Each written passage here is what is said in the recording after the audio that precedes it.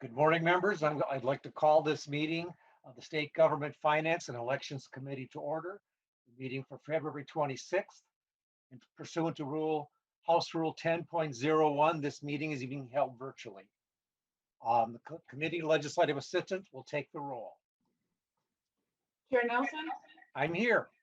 Vice Chair Carlson, Present. Representative Bonner, Present. Representative Drazkowski, Present. Representative Elkins, Present. Representative Greenman, Present. Representative Cleavorn, Present. Representative Kosnick, Present. Representative Mason, Representative Pulowski, Pulowski, present. Representative Quam, Present. and Representative Nash, Representative New Brindley are both excused. Looks like Representative Mason just joined. A quorum is present. Thank you, Ms. Spreck. First thing on the agenda is the approval of the minutes. Representative Claiborne, did you get a chance to look at the minutes from February 25th? Okay, I am going into committee right now. Yes, Mr. Chair, I would move that we adopt the minutes for February 25th as written. Representative Claiborne moves the minutes from approval of the minutes from February 25th. All in favor, say aye. Aye. Aye. Opposed? Ayes have it. I don't see Representative Hansen on the call yet. Oh, there he is, Representative Hansen. He's connecting. Welcome to the committee, Representative Hansen. The first bill on our agenda today is House File 994, and I will move House File 994 be referred to the General Register. Representative Hansen, if you want to explain your bill. Thank you, Mr. Chair and members, and thank you for the patience at the beginning here. I had to start my committee and log in there.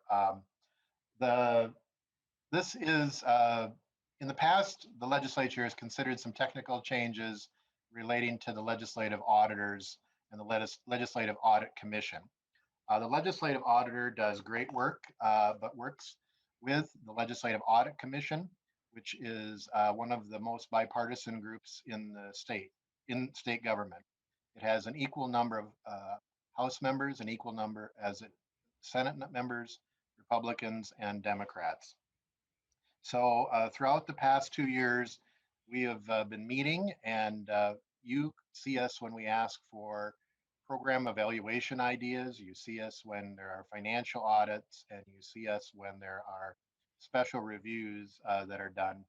The most recent one of those was on water gremlin a couple weeks ago. And so the legislative auditor is in the legislative branch. He works for all of us and the people of Minnesota. And we have a number in House File 994, a number of changes, some technical, some substantive, but each one of these sections in the bill, the Audit Commission voted on and passed it at our December meeting.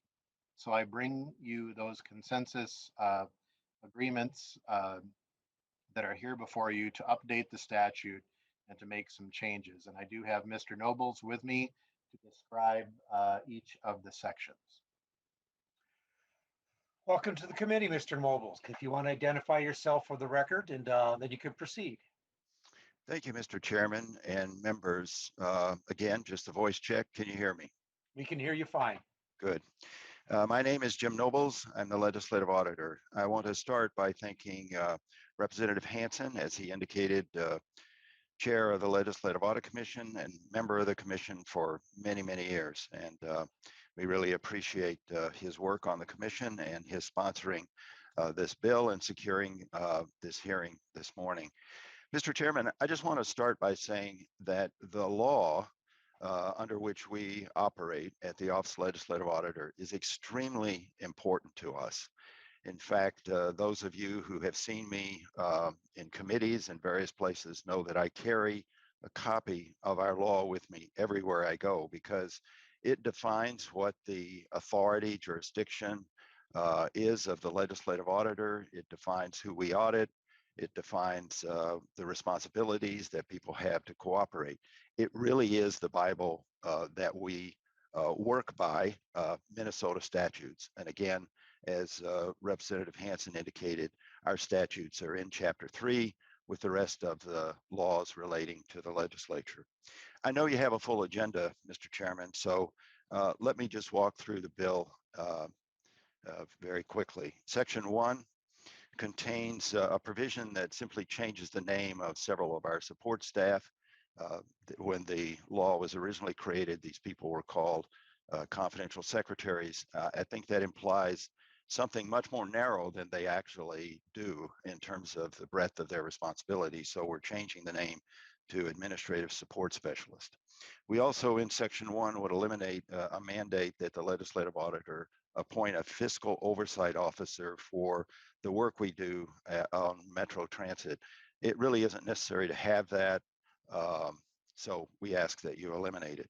Also in Section 1 is a provision that would prohibit OLA employees from running for public office. I know that is going to be probably controversial because I see that there has been an amendment posted to eliminate that. So I will come back to that. Let me just get through the other sections, which I think are quite technical. Section 2 simply inserts in law what has been reality for decades, and that is the legislative auditor conducts special reviews. Special reviews are those things that we address that we didn't expect to. We have a regular schedule of financial audits and evaluations, but things do occur. Legislators come to us, citizens come to us, issues appear in the media that we think have to have an outside, independent, nonpartisan investigation. We've had authority in our financial audit section to conduct investigations, but because these special reviews, as we now call them, have become so prominent, we think it ought to be more explicitly recognized in the law. And as Chairman Hansen indicated, our most recent special review looked at the performance of the Pollution Control Agency relative to the company Water Gremlin. Section 3 eliminates some old and unnecessary language that was inserted in the law when OLA was created in 1973. Section 4 tightens up language related to OLA audits at the Department of Human Services. Section 5 clarifies language related to agency responsibility to cooperate with the legislative auditor and provide us with all data that we need for our work. Section 6 strengthens the legislative auditor's ability to protect the identity of individuals who bring forth to our office allegations of misconduct or various other issues related to government. Section 7 repeals several sections of law that we think are no longer necessary. They mandate some audits that frankly we can conduct, have authority to conduct without those mandates. So, Mr. Chairman, that is the bill. And I do know there is an amendment, and so we will probably want to go back and talk about the section that relates to that amendment. Thank you, Mr. Nobles. I have a couple of questioners. Representative Kosnick, why don't you go ahead with your question? Thank you, Mr. Chair, and Mr. Nobles, thank you for being here with us. I always appreciate the professionalism and dedication of you and your office and your staff. Could you clarify a little bit more what you'd mentioned about the section on the Metro Transit? Yes. Mr. Nobles. Thank you, Mr. Chair and Representative Kosnick. Yes, back some years ago, there was a provision in law that required us to do examinations, financial audits of Metro Transit. And along with that law came this provision that said to do that work, the legislative auditor had to appoint a oversight officer. That sort of mandate for the internal operation of OLA is not needed. Actually, I appointed myself as that officer because I'm in charge of the work that is done here. And I do have two deputies that are help me with that and a staff. But the big thing is that that law, the underlying law that mandated us to do the work at the Metropolitan Transit Authority really was repealed. And so we will continue to do work and audits at the Metropolitan Transit Authority, the Metropolitan Council, various other metropolitan agencies. We have that jurisdiction without the mandate that was there. And so again, this is really a technical change that we just don't think is any longer needed. Representative Koznick, follow-up. I appreciate the clarification. Thank you, Mr. Chair. Representative Claiborne.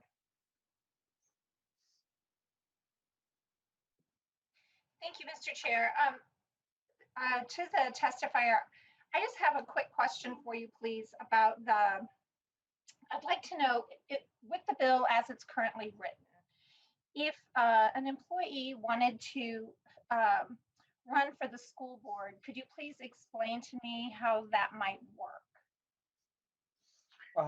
Mr. Nobles. Mr. Chairman, Representative, let me just clarify. Do you want me to answer in the context of what current law is, or what would occur if this? As the bill is currently written, as the bill before us is written. If this bill were to pass into law as written, and someone on my staff said, I want to run for a school board position, I would have no authority to keep them from doing that. And so they would be able to require me to give them a leave of absence to do that. Or they could say, no, I don't want to be put on a leave of absence. I'll run by taking leave time, vacation time, and work on weekends, nights to run for that office. So I could not stop them from doing that. What would occur, though, is that if they were to run for that position, I would need to not assign them to anything related to education. We have very, very strict requirements for independence. And so whenever anybody has any kind of an affiliation with an organization, an issue, they cannot work on an audit that relates to that issue or organization. Everybody in our office for every assignment has to fill out a very extensive independence questionnaire that makes many declarations as to their affiliations and other things. Also their financial interests. I fill that out myself. And so I would expect if a person had run for a school board seat, they would indicate that. And frankly, whether they got elected to that seat or not, I would think for a period of time at least, I would have to exclude them from any audit or evaluation work or investigative work related to anything related to education. Representative Claiborne, follow-up. Thank you. Mr. Nobles, I believe what you've just described is what the current law is. That maybe is not what the language of the bill before us is, unless I'm only... I'm sorry. I'm sorry. Mr. Nobles. If the bill, again, I apologize. If a person came to me and said they want to run for the school board, and the law as I would like it to be were enacted, I would suggest to them that they cannot continue to work at the Office of Legislative Auditor and run for that public office. So that's what the change in the law would implement. Representative Claiborne. Thank you. And I apologize because the original answer didn't address my question. So this is now the follow-up to the question that I asked. So would this in fact limit the individual's franchise for participating in public office if the bill that you're referencing were to go forward? Mr. Nobles.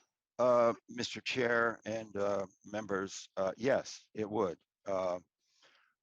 It would say that if you are an employee at the Office of the Legislative Auditor, your terms of employment here would preclude you from running for a public office. Thank you. Representative Bonner. Thank you, Mr. Chair.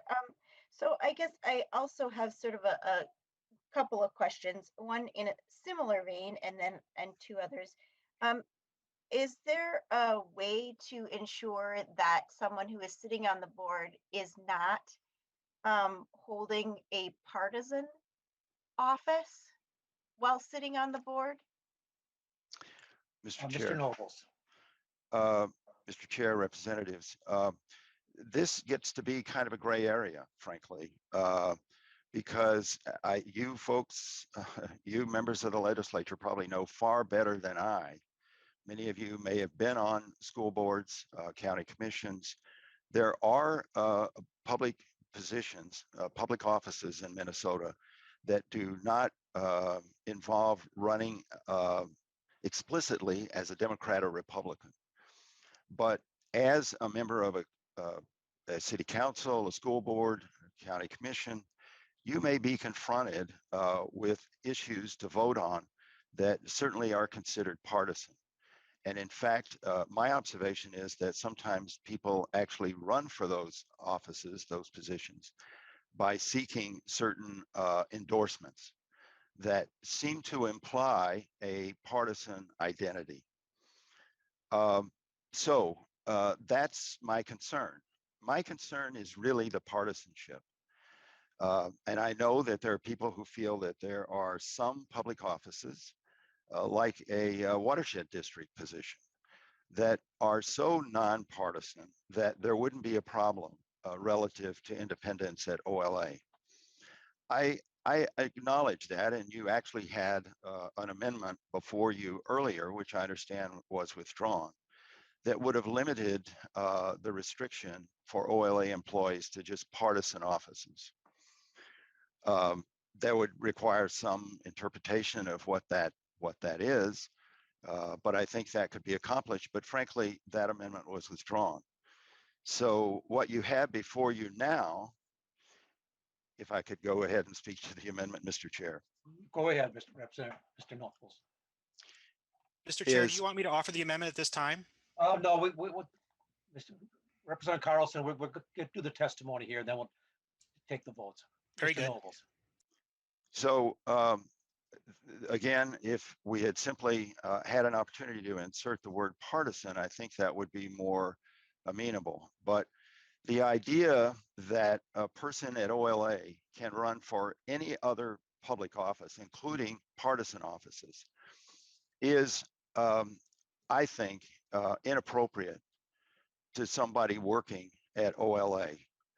To the best of my knowledge, no other nonpartisan office in the legislature would allow one of their employees to do that. In fact, I read to you a statute that you, the legislature, enacted, which says that the revisor, employees of the revisor's office, and persons assisting the office as part-time employees or independent contractors are subject to the following prohibitions and limitations. This is for the revisor's office. One of those prohibitions is they may not engage in activity of a partisan nature. That's what you've done in law for the revisor of statute. And I assume you did that for good reason, because you do not want to sit down at the table with a person at the revisor's office and talk to them about drafting a bill for you if that person has run and you know that they ran as a Democrat or Republican. Mr. Chairman, if I could just extend my remarks for just a second. Mr. Chair? Representative Bonner, let him finish his train of thought and then go back to you. Mr. Nobles. I've worked for the legislature for almost 50 years as a nonpartisan staff person. And what I've learned over the years is that in this environment of the legislature, labels matter. People assess how they are going to trust others by labels often. And there are three labels in the legislative branch that are very important: Democrat, Republican, and nonpartisan. I have lived my career in the legislature to uphold the expectations that I think you have of a nonpartisan person working for you. That is the way I've tried to maintain your trust in me.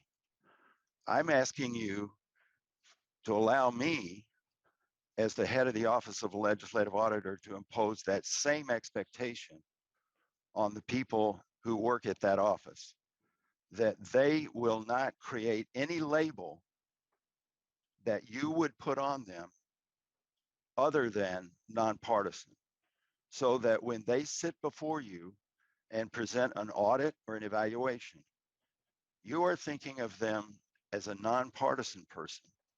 If they have run for a partisan office, I think you would probably all agree that that would be in your mind as to how that might have influenced that person's work on that audit or evaluation, particularly if you don't agree with what they found.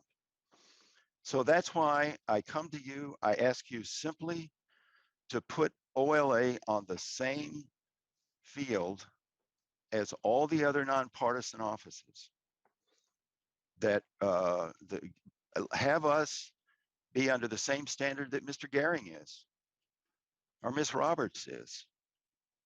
Don't impose on this office, don't tie the hands of the legislative auditor so that I have to allow a person who is on the payroll of the Office of the Legislative Auditor to run for a partisan office. Representative Bonner, your follow-up. Thank you. And I guess I'm going to apologize to Mr. Nobles that my question was probably not clear. So I'm going to apologize to you first. I think my question was more aimed specifically at, so I think your answer really spoke to partisan offices where you may have gone through an actual state-run election. Where you have a ballot, you go through that party process. I actually was referring or asking about someone who might be elected to an office that does not go through a statewide election, but may be elevated to a position on the legislative auditor's board.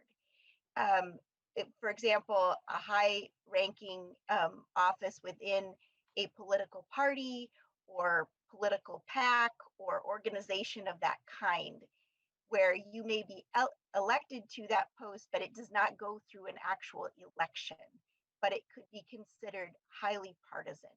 And I'm trying to understand if the bill as it's written would have any provisions, or if there is existing provisions within the board that would prevent someone from holding that position and a position on the board.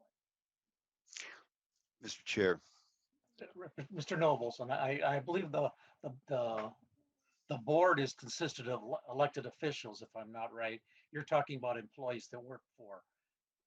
This would restrict the employees. That wouldn't deal with the people on the board. Mr. Nobles.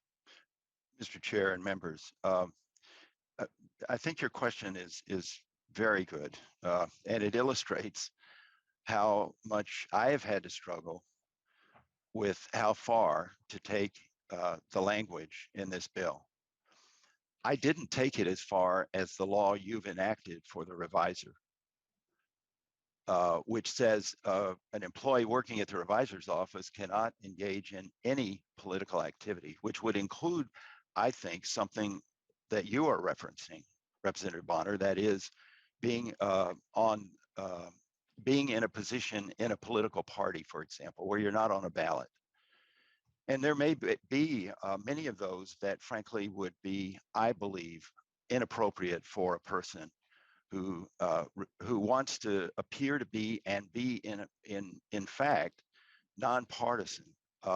If you are the treasurer of the Republican Party, chairman of the Democratic Party, it's hard for me to see how you maintain the perception working at OLA that you are nonpartisan. But I did not take it that far. What I would prefer is the language you adopted for the reviser. But, you know, we're trying to incrementally deal with this issue because this became a reality for me last year. I had an employee who came to me and said, I'm going to run for a seat in the Minnesota Senate. I'm going to run against an incumbent senator. And I said, that's inappropriate for you to maintain your employment here. And he said, well, the law says either you have to give me a leave of absence to do that, but the law also says you cannot require me to take a leave of absence to do that. My hands were completely tied. I had lost control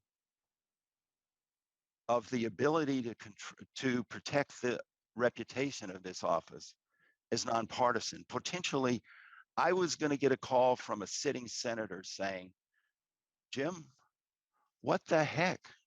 You got an employee on your payroll who's running against me? Or he could have decided to run against you or the chair, and I couldn't have done anything. Now, I sat down with him and we had a long conversation.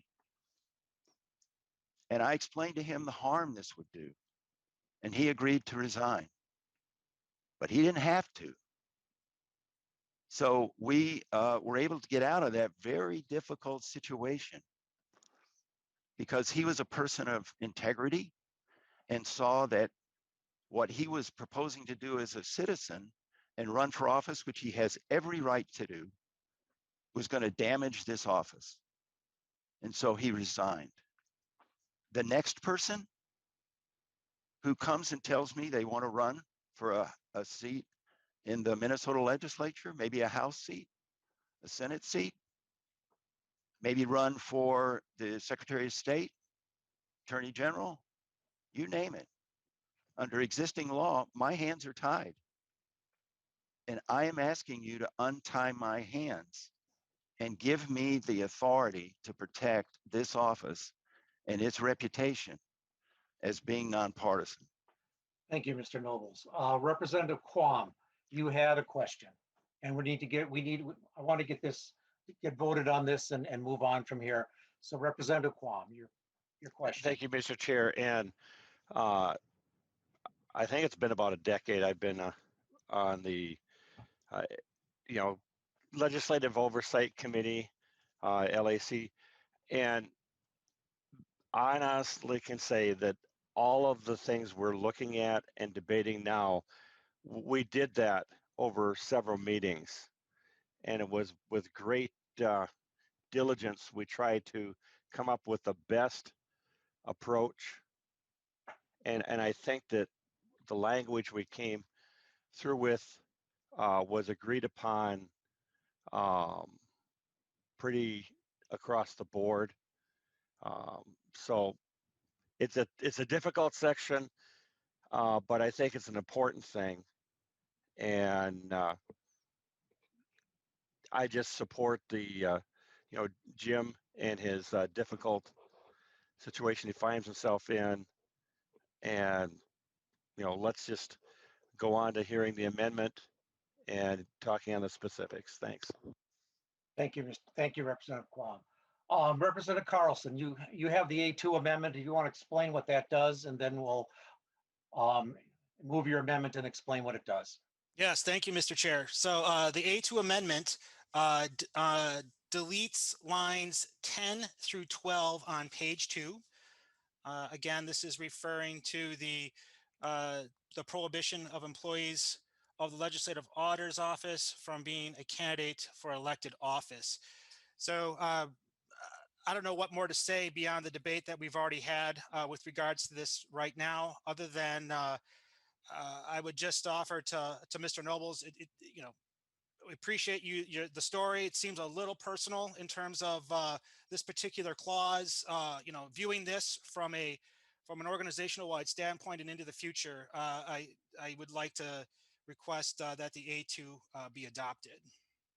Representative Carlson moves the A2 amendment. Representative Hansen, you're the author of the bill. What is your pleasure on the amendment? And Mr. Chair and members of the committee, I am bringing you the bill as the chair of the Audit Commission, and these were voted on by the Audit Commission. In this particular provision, I voted against the language. It's in the provision when I was in the commission vote. That members, I don't see any questions right now. So all in favor of the amendment? Get the right mouse here. Please say aye. Aye. Aye. Opposed? No. No. The ayes have it. So members, any questions on the remainder of the bill? Discussion. See any hands popping up here? Representative Hansen, do you want to wrap up your final comments? Thank you, Mr. Chair. And what is the motion? Is it being laid over or going to the floor or both? The motion is to refer the bill to the general register. Thank you, Mr. Chair, and members, thank you for the good discussion. I think the bill has a lot of very good cleanup language going to the floor. The Senate will probably have the original language, and hopefully we can work out a compromise in conference. So I would ask for your support. Thank you, Representative Hansen. Ms. Spreck, if you want to take the roll. Do you need to renew the motion? Oh, that's right. I'll renew my motion that House File 994, as amended, be referred to the general register. Chair Nelson, Aye. Vice Chair Carlson, Aye. Representative Bonner, Aye. Representative Drazkowski, Aye. Representative Elkins, Aye. Representative Greenman, Aye. Representative Cleavorn, Aye. Representative Kosnick, No. Representative Mason, Representative, what was that? Aye. Representative New Brindley, No.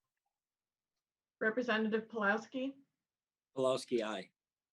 Representative Quam, No.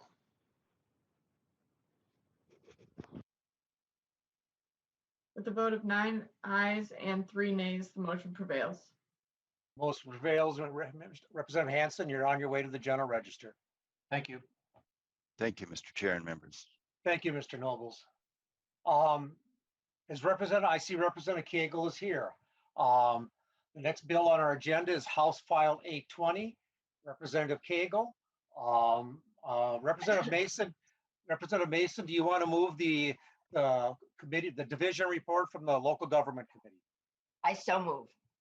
Representative Mason moves to adopt the local government division report. All in favor, please say aye. Aye. Aye. Opposed? The ayes have it. And I'll move House File. Look at the wrong. I'll move House File 820 to be re-referred to the general register.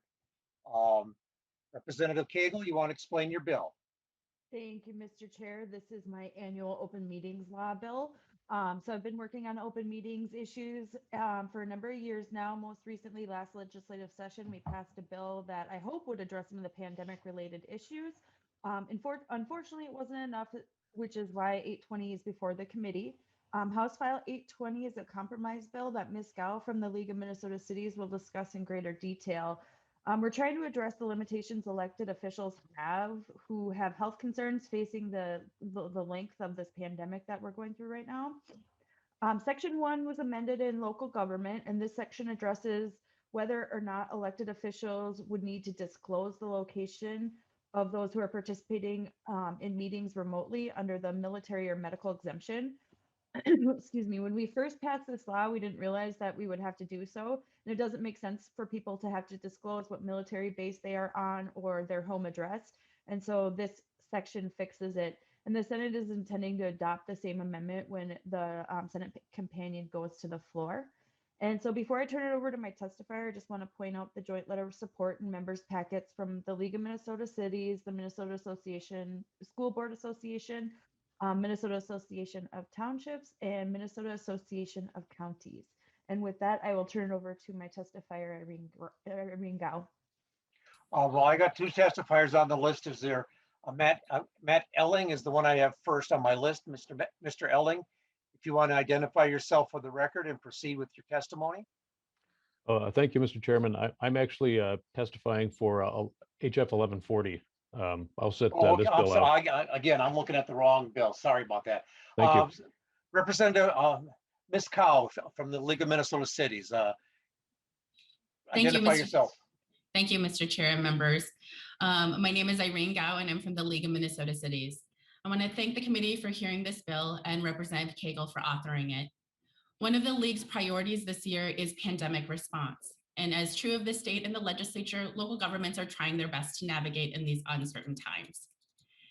HF 820 is consistent with this focus. What we found is that when cities are choosing to hold in-person meetings, which they're allowed to now, as long as the meetings are conducted safely, there are some elected officials who have health-related concerns that preclude them from attending these meetings in person.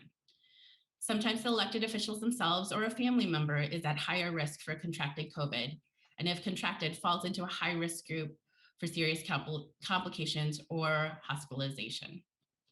The legislature did address this issue, as Representative Koegel had mentioned last session, by passing the medical exception to the open meeting law. But this medical exception can only be used 3 times per calendar year. And because this pandemic has lasted longer than anyone would like, the cap has been reached quickly. And in some cases, an elected official has reached that cap in just a month of scheduled meetings.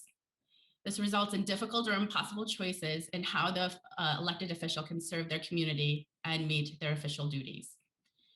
Impacted elected officials are left in a strange position of either risking their health by attending meetings in person or being in a remote location that needs to be, according to the law, open and accessible to the public. This has resulted in situations where elected officials have resorted to sitting on the curb of their house when it was still warm enough to do so, or in their car in a public parking lot in order to participate in the meeting. But at the same time, other local governments are holding their meetings completely remotely, and elected leaders do not have to make these difficult choices. This inconsistency is what we're here to ask you to fix. This bill is a fix through a session law specifically addressing the cap between the beginning of this year through July 1st, 2021. It has a retroactive effective date of January 1st, 2021. Essentially, what that means is that there would be no cap between the beginning of this year through July 1st. As long as they meet the other statutory requirements for the medical exception, elected officials would be able to attend meetings from home, allowing them to fulfill their civic responsibilities without worrying about their health. Also, I'll note that we're hoping that the COVID vaccinations will be widely distributed soon, so this time frame of before July 1st accommodates for that distribution. And as Representative Koegel has mentioned, if you don't have the joint letter of support in your packets, I'm happy to send it to you. But there is a support from local government associations, including the Minnesota School Boards Association, the Minnesota Association of Townships, and the Association of Minnesota Cities. Thank you for the opportunity to testify, and I'm happy to answer any questions. Thank you. Members' questions. Representative New Brindley, I see you have your hand up. Thank you, Mr. Chair. I want to thank Representative Koegel for the time limits she put on this. You know, I'll be voting in support of the bill. We as the legislature are working remotely. We should certainly extend that to our local municipalities. I would just point out, however, that I hope we all recognize that working remotely is definitely not an ideal situation.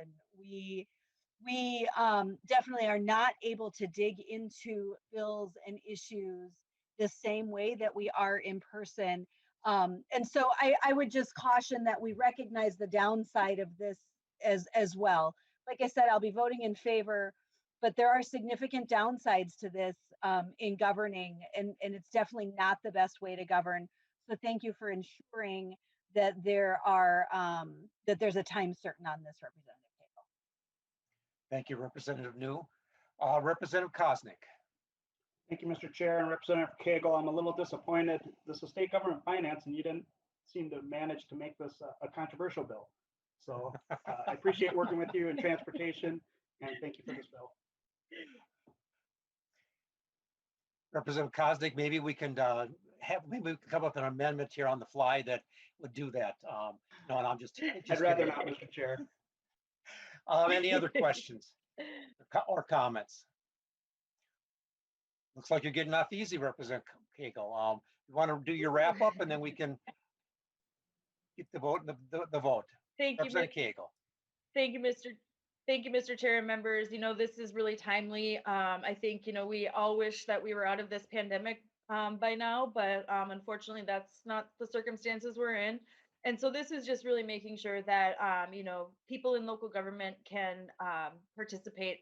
And I actually had a timely phone call yesterday with a county commissioner down in Murray County who had some questions. And, there's still some work to be done on this issue to make sure that we can get people to participate in local government. And the last thing we want to do is put people at risk when they're doing that. And so I just want to thank members and hope that you can all support this. Thank you, Representative Koegel. And with that, I'll renew my motion that House File 820 be referred to the General Register. The Committee Legislative Assistant will take the roll. Chair Nelson, Aye. Vice Chair Carlson, Aye.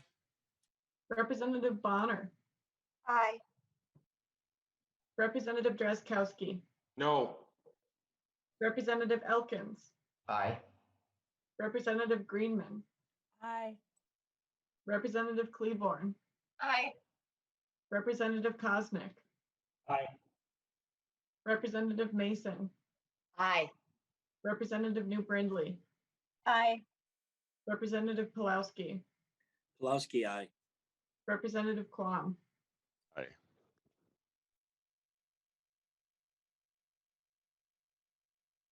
With a vote of 11 ayes and 1 nay, the motion prevails. The motion prevails and the House File 820 is going to the General Register. Thank you, Representative you. Koegel. The next bill we have, and this is the one I said they're on my paper here, and I was looking at the long line, but House File 1140 with Representative Elkins and Representative Mason. Do you want to move the adoption of the division report? I move that the division report be adopted. Representative Mason moves the division report. All in favor of approving the division report, please say aye. Aye. Aye. Opposed? The ayes have it. Representative Elkins, do you want to move your bill? Yes, Mr. Chair. I would like to move that House File 1140 be referred to the General Ledger. Thank you, Register. Thank you, Representative Elkins. And Representative Elkins, if you want to describe your bill.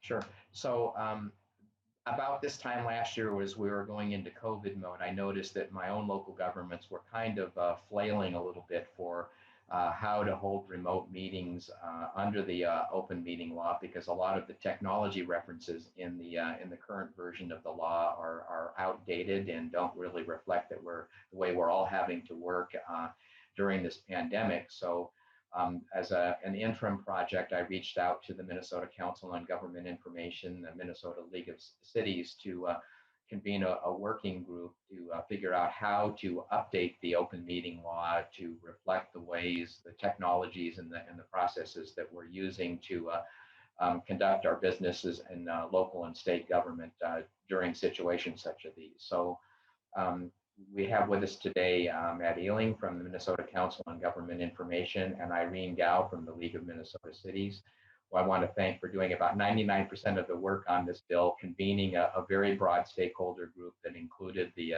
newspapers, open government advocates, and state and local governments at all levels. So with that, I'd like to introduce Mr. Ealing to describe the process of the bill.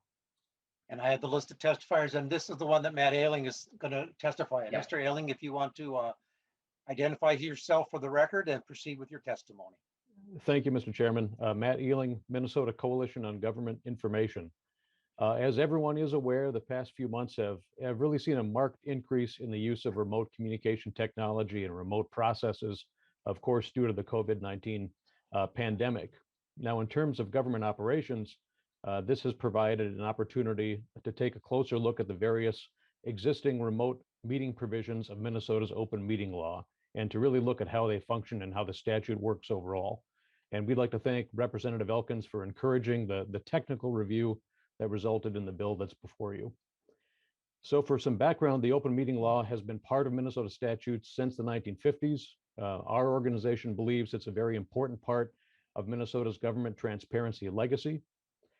Initially, the open meeting law only regulated access by the public to physical locations where various government entities were conducting their meetings.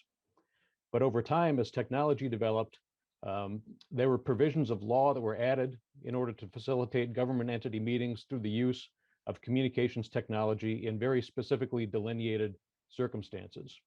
And these remote meeting provisions in the open meeting law include specific criteria that govern when and how state government and local government may conduct so-called remote meetings during the course of their regular business, as well as how all government entities may conduct remote meetings during a pandemic or emergency circumstance. And those circumstances entail a slightly different legal requirement. So the bill before you contains a number of technical modifications to these various existing remote meeting provisions. One of the things that sort of jumped out to our organization as we looked at issues to address was that the existing statute had some readability issues, particularly in regard to how the headers were labeled. We felt that some clarifications were needed there. And so there you'll see in the bill some clarifications to the headers to better to describe what those provisions do. As Representative Elkins has referred to, we have looked through to standardize technology terminology throughout the statute. The statute was amended at various different times, and different technological phrases were utilized at those times. So we've tried to standardize that language throughout. And importantly for our organization, there is a provision added to the pandemic and emergency provision of the open meeting law that provides some statutory guidance on how to handle public comment periods when that pandemic or emergency provision is in effect.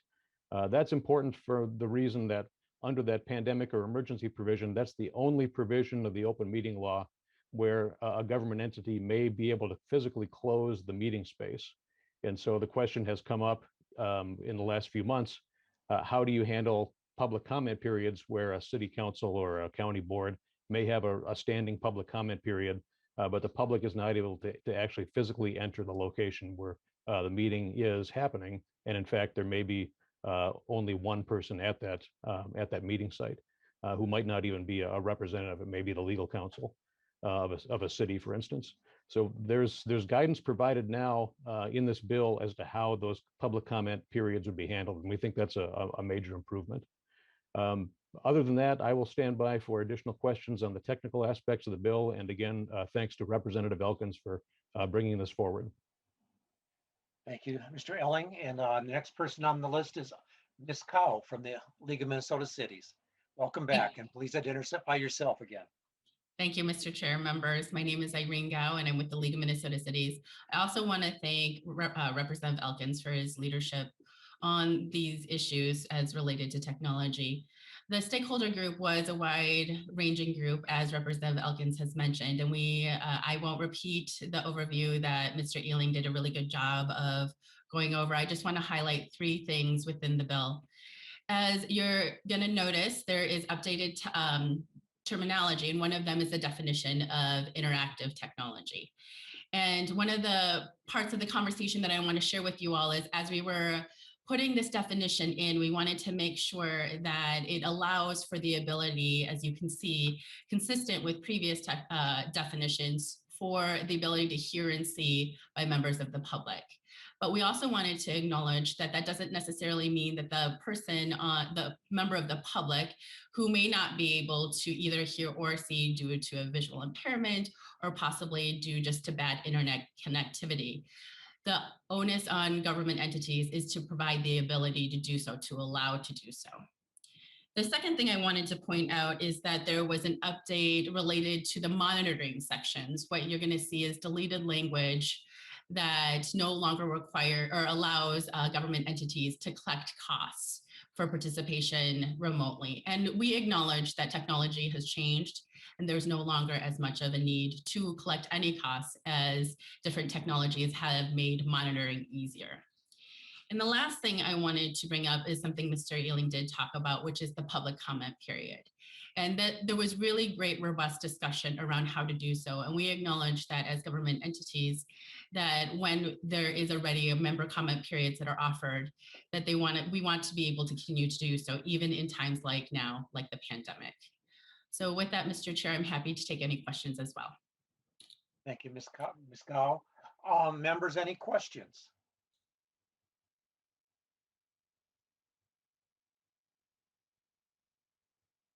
Looks like nobody's had enough coffee yet this morning. Well, thank you. Representative Skowski. Thank you, Mr. Chair. I don't know who this question is for. Maybe Ms. Gao. The last item that she talked about, subdivision 5 under the bottom of section 6 on the bill, we are writing something related to the pandemic and emergency declaration into regular statute instead of session law. This thing is going to be going away soon. Should we be doing that technically? Maybe that's not a question for Ms. Gao, but maybe staff.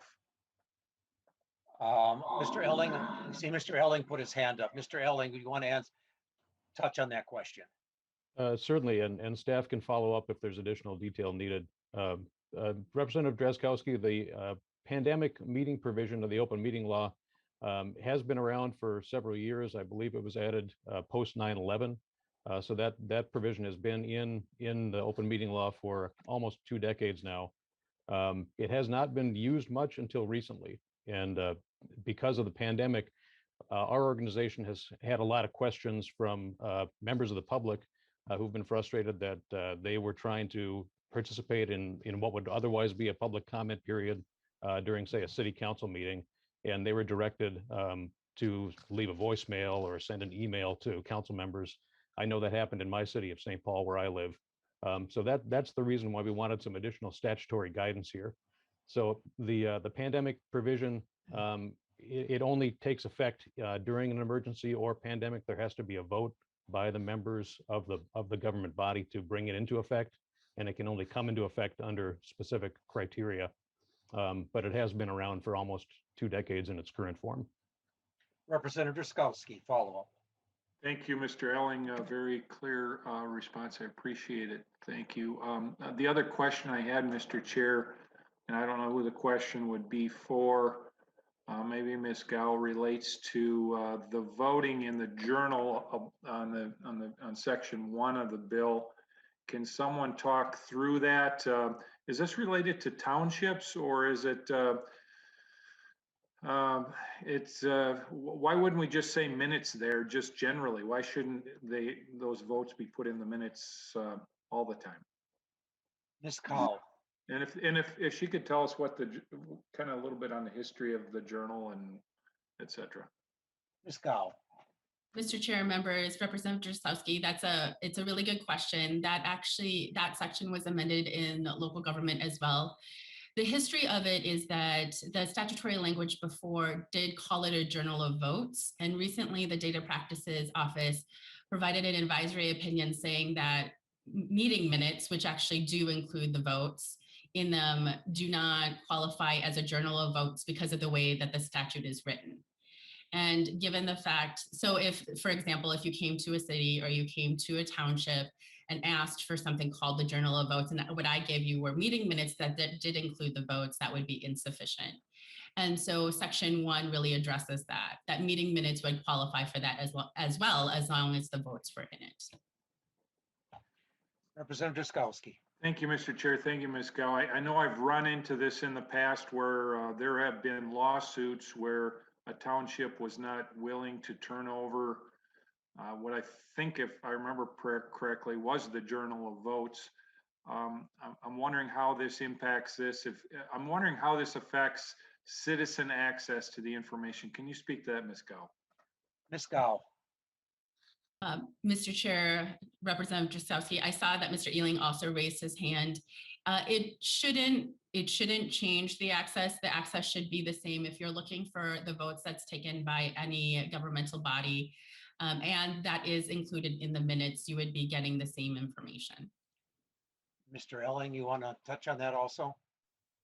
Yes, just to follow up, that is, Ms. Gao is correct. The language in the bill would modify the open meeting law to make sure that both the journal of votes that's traditionally been required under the open meeting law to be accessible to the public would also include any minutes where votes subject to a meeting of the open meeting law would be tabulated or recorded. So both of those things, the journal and any minutes that record votes, would be subject to public access. That's particularly important in townships because most rural townships are not subject to the Data Practices Act.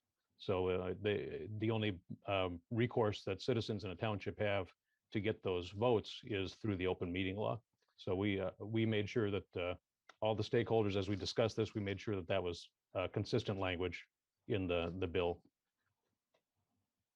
Representative Chair, Skowski. Mr. Chair, thank you, Mr. Elling. Can you talk about that some more, Mr. Elling? I'm still not sure. So this was a rural township and the citizens wanted access to the votes. And I'm assuming from this language in the discussion here that those votes were in the journal and they had to go to court to try to get it.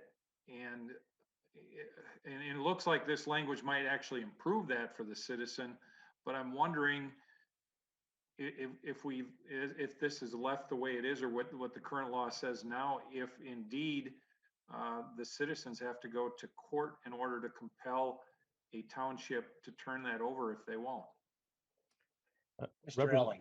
Mr. Chairman, Representative Drazkowski, overall, and I don't know the specific details of the incident you're referring to, but our organization has heard a number of times that there have been problems trying to access records through townships. There has been litigation around that recently. So in the event that a township will not produce the journal that it's required to under the open meeting law, then there is recourse to go to court under the litigation provisions of the open meeting law. Our hope by including the minutes language in this bill is that it makes it clear that if votes are recorded in either in minutes or in the journal, that there's a legal obligation for the township or the city or whoever it is subject to the open meeting law to turn those over. We would hope that wouldn't require litigation, but there is a litigation provision in the open meeting law if that's necessary. Representative Skowski. Thank you, Mr. Chair, and thank you, Mr. Elling. I'm just hopeful through this process, since all the folks involved in this bill are looking at this, if we can somehow address that, or maybe the thinking can be expanded around that, because people are expending resources in order to get public information because of the fact that it's in the journal. If that's the case, we need to do something so that citizens can have access to the votes of the body. I mean, that's fundamental access to information that they should have. Thank you, Mr. Elling, and thank you, Mr. Chair. Members, any more questions, comments? If not, Representative Elkins, you want to wrap up and then renew your motion? Yes, I think everything has been very well covered today, so I'll keep this simple and renew my motion that we advance House File 1140 to the General Register.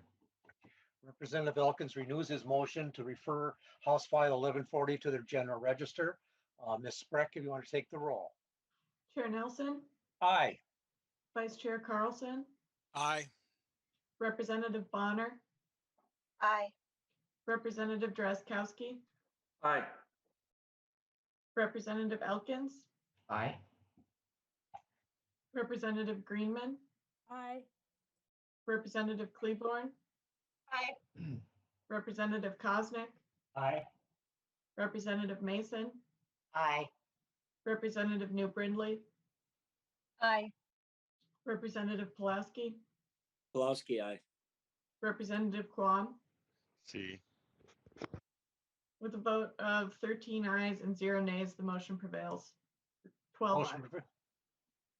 the motion prevails. The bill 1140 is onto the General Register. Thank you, Representative Elkins. Thank you. The last bill on our agenda today is probably the most controversial one we have. Is House File 738. Representative Haley, welcome to the committee. And Representative Mason, do you want to move the division report? I do. I move the local government division report on House File 738 be approved. Representative Mason moves adoption of the local government division report. All in favor, please say aye. Aye. Aye. Opposed?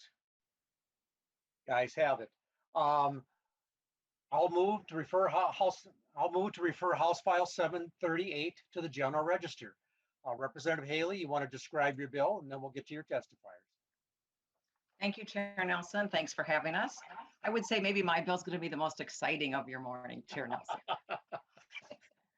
House File 738 is a very simple bill, just allowing a city that I represent, Lake City, Minnesota, the birthplace of water skiing, if you didn't know, allowing them to establish a port authority.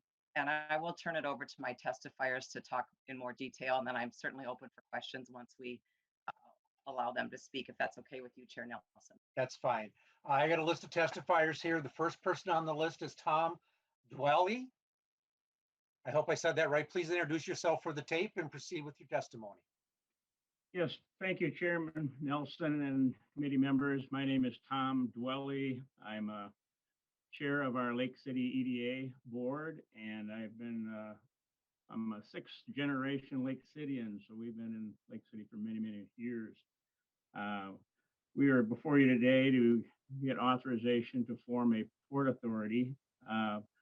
Lake City, if you aren't aware, is right on the south shore of Lake Pepin, so we're the south shore of Minnesota.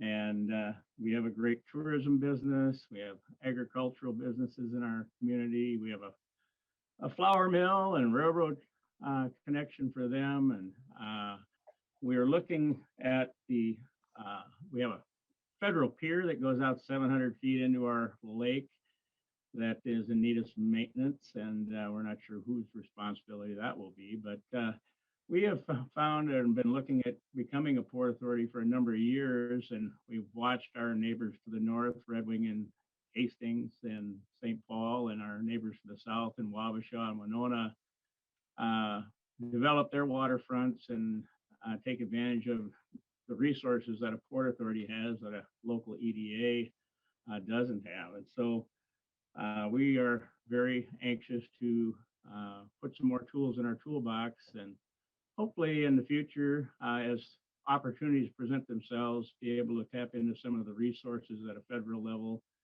We have thoughts of a ferry going across back and forth to Wisconsin, to the communities over there in the summertime. Right now we have a land bridge because the lake froze solid enough they're driving across. But, both bridges are 20 miles to the north and 15 miles to the south. So we're just looking for opportunities to help improve our waterfront and additional resources. Thank you, Mr. Dwelly. The next person I have on the list is Mr. Mark Fayette. Please identify yourself for the record.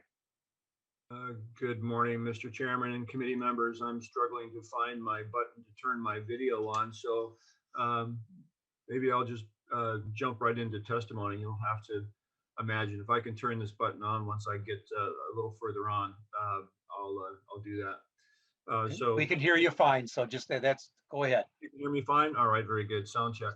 So thank you for the opportunity. My name is Mark Fayette, here today representing Lake City EDA. Thanks for the opportunity to testify before you and to respectfully request your approval to establish a port authority in Lake City. Thank you also, Rep. Haley, for supporting this bill. I'll be brief in my testimony. I think Tom did a very good job of covering the basics of our community, but from my part, I've been honored to serve in with the EDA for at least the last 10 years. I can assure you there's been a lot of work accomplished since the EDA's formation in about the mid-1980s, but there's still a lot we can do. One of the more recent accomplishments is that we invested a great deal of time and energy and resources in the development of a really comprehensive waterfront downtown master plan. That plan now serves as a tool that we use to further study and reveal what Lake City could be by identifying the needs and utilizing our physical resources, some of which really are untapped or underutilized. This unique character of the community has in many ways, almost always, been influenced by the lake. As we look back in time, the river's been a conduit for trade and commerce.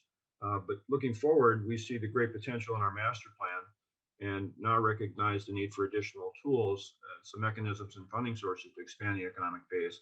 So in summary, as a Port Authority, we see the opportunity to make our community more open to interstate commerce and provide us better access to federal programs and agencies.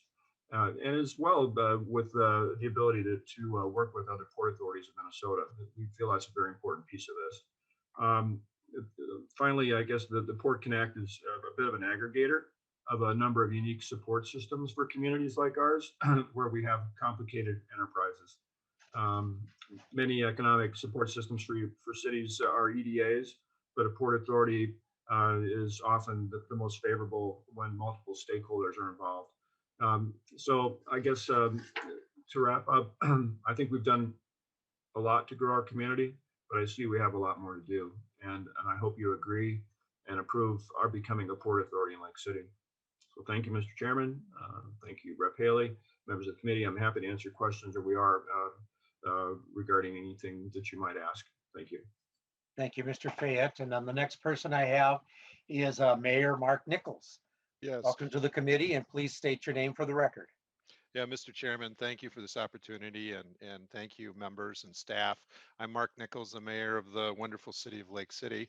I think my compatriots have outlined pretty well our objectives here. So I really just want to say thank you. I know how hard you all work. I want to thank Rep. Haley for her hard work in our area. I hope you can come down to our area. It's the lake's 25 miles long, 3 miles wide approximately. It's interesting, it's complicated. One of our objectives to do this is that if our shorefront's approximately 8 miles of shoreland, and we have in that 8 miles a federal 700-foot pier. We have state property that's actually parkland. We have county land. It's a complicated little community, and being able to aggregate our staff to address these issues is going to be a big win for our community. So again, thank you, sir, and we're available for questions. Any questions from the members?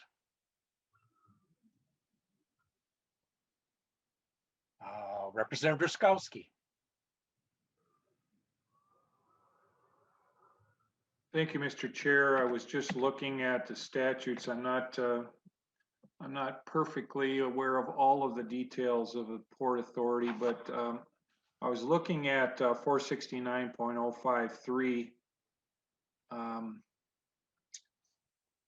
mandatory city levy. So is this how it says a city shall, at the request of the Port Authority, levy a tax in any year for the benefit of the Port Authority? So can maybe staff tell us how that relationship works between the Port Authority and the city? It sounds like the tail wags the dog there.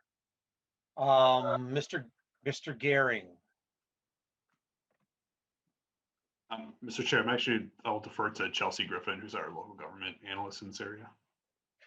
Ms. Griffin, identify yourself for the record and then proceed. Thank you, Mr. Chair, Representative Drazkowski, and members. For the record, my name is Chelsea Griffin, and I'm with House Research.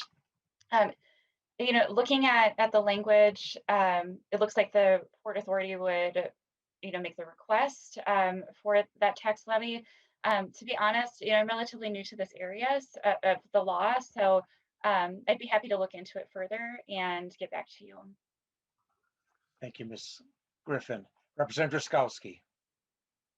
Thank you, Mr. Chair. I'll look at this more offline, but we are in, and I'm kind of mixed about this bill.